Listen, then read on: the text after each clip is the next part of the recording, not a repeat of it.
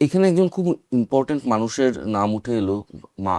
বিয়েটা তো একটা সময়ের পর মানে তোমার মা বাবার খুব ঠিক ছিল না, না, তুমি অলমোস্ট সিঙ্গেল মাদার রেজড।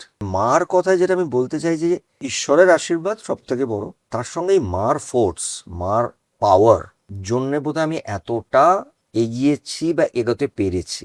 তখন আমার মা এতই স্ট্রাগল করে, মা শাড়ি নিয়ে নিয়ে এই পুজোর সময় যেত। হুম। একজন অভিনেত্রী ছিলেন, তার নাম মহুয়া রায়চৌধুরী। কাকিমা, সব শাড়িগুলো আমার প্রচুর শুটিংয়ের আছে, লেখে যাও।